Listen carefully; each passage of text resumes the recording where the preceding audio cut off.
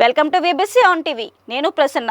మే 13న జరగబోయే ఎన్నికలకు భారీ బందోబస్తు చర్యలు చేపట్టామని విశాఖ కమిషనర్ పోలీస్ రవిశంకర్ తెలిపారు. అన్ని పోలింగ్ బూతులలో ఓటర్లకు సంబంధించి అన్ని ఏర్పాట్లు చేశామని అన్నారు. విశాఖ కలెక్టర్ కార్యాలయంలో ఆయన మీడియాతో మాట్లాడారు. ప్రశాంత వాతావరణంలో ఎన్నికలు జరిగేందుకు పోలీసు విభాగం తరపున పటిష్ట ఏర్పాట్లు చేశామని పోలీస్ కమిషనర్ రవిశంకర్ తెలిపారు. శాంతి భద్రతలకు విఘాతం కలగకుండా సుమారు 3,000 మందిని నియమించామని చెప్పారు. 10 సిఆర్పీఎఫ్ క్యాంపులు, ఒక ఏపీఎస్పీ క్యాంప్ అందుబాటులో ఉంటాయన్నారు. వీరితో పాటు ఎన్సీసీ, ఎన్ఎస్ఎస్, విశ్రాంతి ఆర్మీ, విశ్రాంత పోలీసు అధికారులు 962 మందిని సేవకులుగా వినియోగిస్తున్నామని చెప్పారు. 476 క్రిటికల్ పోలింగ్ కేంద్రాల వద్ద గట్టి బందోబస్తు ఏర్పాటు చేశామన్నారు. టోటల్ నెంబర్ ఆఫ్ బూత్స్ ఏదైతే ఉందో 1859 పోలింగ్ స్టేషన్స్ ఏదైతే ఉందో వాటిని కేటగరైజ్ చేసుకున్నాము. దాంట్లో 765 polling station locations are there. ఈ దాంట్లో 476 ఆర్ క్రిటికల్. ఆ 476లో మళ్ళీ 155 are the locations which are critical. ఈ క్రిటికల్ పోలింగ్ స్టేషన్స్ ఏదైతే ఉందో అది ఎలక్షన్ కమిషన్స్ గైడ్ లైన్ ప్రకారంగా అక్కడ పారామిలిటరీ బలగాల్ని అక్కడ ఏర్పాటు చేసినాము.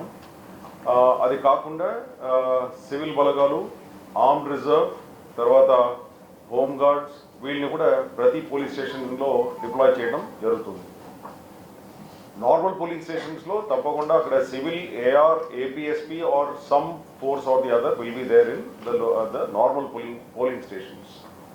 ఇది కాకుండా రూట్ మొబైల్స్ ఏర్పాటు చేస్తున్నాము. 194 routes which are identified. 194 route mobiles ఏర్పాటు చేస్తున్నాము. ఇది కాకుండా స్ట్రైకింగ్ ఫోర్స్ ప్రతి ఇన్స్పెక్టర్ దగ్గర, ఎలక్షన్ సంబంధించి పనిచేస్తున్న ఇన్స్పెక్టర్ల దగ్గర స్ట్రైకింగ్ ఫోర్స్ ఉంటుంది. అసిస్టెంట్ కమిషనర్ ఆఫ్ పోలీస్ దగ్గర స్పెషల్ స్ట్రైకింగ్ ఫోర్స్ ఉంటుంది. అదేవిధంగా డీసీపీ అండ్ హెడ్ క్వార్టర్స్లో కూడా ఒక స్పెషల్ స్ట్రైకింగ్ ఫోర్స్ పెట్టుకుంటున్నాము. అది 1+4 స్ట్రెంగ్త్లో ఉంటుంది. ఎక్కడైనా ఏదైనా సమాచారం ఉంటే ఇట్లా గ్యాదరింగ్ కానీ, వైలెన్స్ కానీ, ఇంటిమిడేషన్ కానీ ఇట్లాంటి ఏదైనా సమాచారం వచ్చినప్పుడు వీళ్ళు రెస్పాండ్ అవుతారు. వీళ్ళందరినీ కూడా మన కంట్రోల్ రూమ్లో గట్టిగా మానిటర్ చేస్తాము. ఎందుకంటే పోలీస్ ట్రాన్స్పోర్ట్లో ఇప్పుడు మా స్ట్రెంగ్త్ దాదాపు 400 బండిలు మా దగ్గర ఉన్నాయి. అన్ని బండిలు కూడా జీపీఎస్, జీఐఎస్ ఫిటెడ్ అండి. సో అన్నీ కూడా కంట్రోల్ రూమ్లో కనపడుతుంది. ఎక్కడ వెళ్తున్నారు, ఎక్కడ తిరుగుతున్నారు అని చెప్పేసి అన్ని బండిలు కనపడుతుంది. ఇది కాకుండా ప్రతి మనిషి కూడా ఎవరైతే ఎలక్షన్ సంబంధించి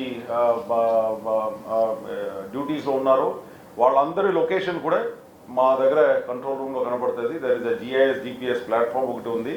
దాంట్లో సిపి నుంచి హోమ్ గార్డ్ దాకా ప్రతి ఒక్కరు కూడా ఎక్కడ తిరుగుతున్నారో, ఎక్కడ ఉన్నారని చెప్పేసి వాళ్ళ డ్యూటీ ప్రకారంగా డ్యూటీ స్టేషన్కి, పోలింగ్ బూత్కి, పోలింగ్ స్టేషన్కి వెళ్ళిపోయారా లేదా అని కూడా కనపడుతుంది. అదేవిధంగా we're insisting that all the route mobiles, all the motorcycles అన్నీ కూడా మూవ్ అవుతూ ఉండాలని చెప్పేసి అది కూడా ఇప్పుడు నుంచి మానిటర్ చేస్తున్నాము.